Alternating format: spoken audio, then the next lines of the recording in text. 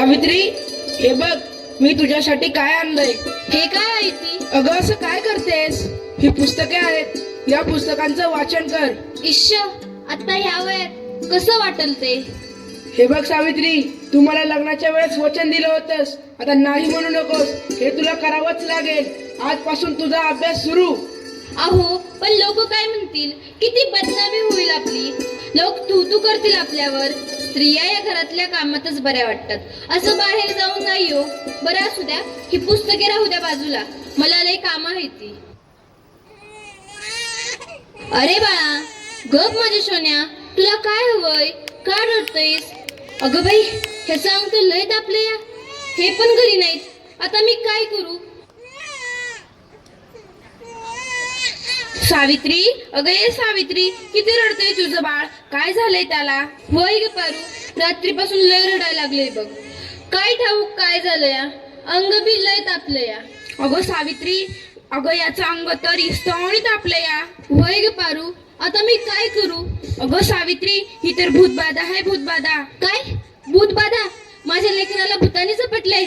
नाही नाही, असं होऊच शकत नाही. होय सावित्री, असंच झालंय. याच्या पापण्या बघ कशा लाल झाल्यात. मग आता मी काय करू? हे पण घरी नाहीत. अगं तुझं पोरगं लय तापलंय, आता रडत बसू नकोस, वेळ वाया घालू नकोस. आपल्या गावाबाहेर मांत्रिक बाबा आलेत, लय जालीम उपाय करतात ते. त्यांच्याकडे घेऊन जा त्याला. वाटलं तर मी येते तुझ्या संग. होय होय, चल लवकर, माझं लेकरू लय तापलं या. बाबा, ते बघा, एक बाई आपल्या बाळाला घेऊन येत आहे आपल्याकडे. म्हणजे आज आपली कमाई होणार. बाबा, माझ्या बाळाला वाचवा बाबा, माझ्या बाळाला वाचवा. त्याचा अंग इस्तवासारखं तापलंय बाबा, काहीतरी करा बाबा, काहीतरी करा. तुझ्या बाळाला भूतबाधा झाली या. कसली भूतबाधा बाबा? बाई, तुझ्या बाळाला विहिरीतल्या भूताने झपटलंय. काय? विहिरीतल्या भूताने? मग काहीतरी उपाय सुचवा बाबा, मी माझ्या बाळासाठी काय पण करीन. बाई, तू काळजी करू नकोस, बाबांवर विश्वास ठेव, सगळं काही चांगलं होईल. थोडा धीर धर. कसा धीर धरू बाबा, कसा धीर धरू? तुला तुझ्या बाळासाठी बळी द्यावा लागेल, म्हणजे तुला एक बकऱ्याचा नैवेद्य द्यावा लागेल. ठीक आहे बाबा, मी माझ्या बाळासाठी वाटतेन ते करीन, पण माझं बाळ वाचलं पाहिजे. माझ्या बाळाला वाचवा बाबा. बाई, तुला काय करायची गरज नाही, तू फक्त पैसे दे, नैवेद्य आम्ही करू. ठीक आहे बाबा, मी वाटेल तेवढं पैसे देईन, पण माझं बाळ वाचलं पाहिजे. हे घे अंगारा, दिवसातनं 2 वेळेस लावत जा बाळाला.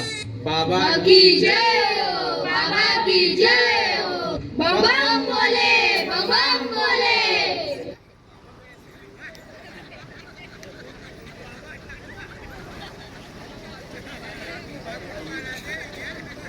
अगं बाई, ह्याचा अजून कसं काही ताप कमी नाही झाला?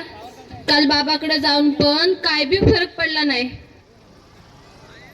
अगं किती रडतोय तो. तुला किती वेळा सांगितलंय त्याला दवाखान्यात घेऊन जा म्हणून, पण तू काय माझं ऐकू नकोस.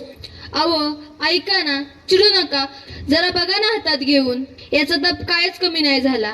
जरा बघा ना याला काय झालंय ते. त्यावेळी तुला किती वेळा सांगितलं की घरात प्रसूती करू नकोस म्हणून. अशा वेळी एका आईचं आणि बाळाचं दवाखान्यात असणं किती महत्वाचं असतं, माहित आहे का तुला? अहो, पण पुरुषाच्या हातून प्रसूती करताना लाज वाटते. कसं वाटतं ते? त्यावेळेस दवाखान्यात कुठल्या महिला डॉक्टर पण नव्हत्या, मी कशी करणार होते प्रसूती? अगं याचं अंतर तव्यासारखं तापलंय, अशी कशी गाफील असतेस तू? अहो, मग काहीतरी करा ना. दादा, लवकर जाऊन वैद्यांना बोलव. हे काय करतेस तू? मी याला देवाचा अंगारा लावतीये. बस कर सावित्री, हा सर्व अंधविश्वास असतो. अहो, जरा विश्वास ठेवा. हे बघा, याचा ताप कमी होतोय, कपाळ पण अगदी थंड पडलं या. बघा ना जरा. उठ ना बाळा, उठ, डोळे उघड. हे बघ, तुझी मम्मी तुला बोलवतीये. उठ ना पिल्लू, आई तुला आवाज देते. उठ ना बाळा. काय झालं? अहो, याला काय झालं? हा उठत का नाहीये आणि डोळे पण उघडत नाहीये. ए बाळा, उठ ना. काय झालं? अहो, काय झालं याला? हा सास गप्प गप्प काय? ए उठ ना बाळा, काय झालं तुला? अहो, बघा ना जरा. आणि नाही राहणार मी अडाणी. मी शिकेन, मी नक्की शिकेन. कारण उद्या एखाद्या गुन्ह्या आईला उपचाराच्या कमतरतेमुळे आपल्या बाळाला मुकावे लागणार नाही. मी शिकेन, मी नक्की शिकेन. शाबास सावित्री, शाबास. मला तुझ्याकडून हीच अपेक्षा होती.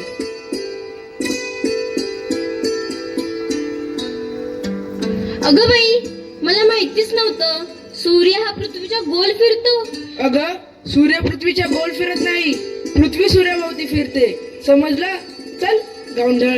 तुम्ही मला सारखं सारखं गावंढळ म्हणत जाऊ नका हो. लाट शरम सगळी विकून खाल्ली आहे या सावित्रीने. कलियुग आहे रे बाबा, कलियुग. उद्या डोक्यावर मिऱ्या वाटेल तेव्हा कळेल या सुमंत्रावांना. असं कोणी आपल्या बायकोला शिकवतं का? सगळं जग नष्ट होईल, बघत राहा तुम्ही. काय झालं? या समाजाला घाबरलीस की काय? हे तर तुला आयुष्यभर सहन करावं लागणार आहे. नाही, मला आता कोणी काही म्हणू दे, मी आता मागे हटणार नाही. मी शिकेन, मी नक्की शिकेन. मग चल माझ्या बरोबर. पोस्टमन, सुमंतरावांचं घर हेच आहे का? तुमची दिल्लीहून तार आलीये. सावित्री, तुला दिल्लीवरून तार आलीये. तुला दिल्लीला जावं लागेल. तुला दिल्लीला पुरस्कारासाठी बोलवलंय. तुझा सत्कार होणार आहे. काय? आज हे फक्त तुमच्यामुळे शक्य झालं, नाहीतर मी एकटी काहीच करू शकले नसते. Congratulations, keep it up. महिलांचा सन्मान वाढवलात तुम्ही. आज माझ्या हातात ही डॉक्टरकीची पदवी नसून उद्याच्या त्या सोनेरी क्षणाची चावी आहे, ज्याच्यावर आजपर्यंत फक्त अंधविश्वास व नकारवक्तेचे कुलूप लागले होते. माझ्या देशात अशा अनेक महिला आहेत ज्यांची स्वप्न चुलीच्या धुरात हरवून गेली आहेत. मला असं वाटतं ही स्वप्नांची पतंग खुल्या आकाशात उडावी आणि प्रत्येक घरात सुमंत्राव असावे, कारण हे या पतंगाच्या दोऱ्याला कधीच कापू देऊ नये. हे करणं खूप अवघड तर आहेच, पण अशक्यही नाही. सावित्री, चुकलं माझं, मला माफ कर. मी तुला नाही नाही ते बोलले. तू आज शिकून समाजाला धडा शिकवलास. आम्ही काय आडाणी त्या आडाणीच राहिलो. आता आम्ही पण शिकणार. खरं सावित्री, चुकला आमचं, माफ करा आम्हाला. धन्यवाद. एवढं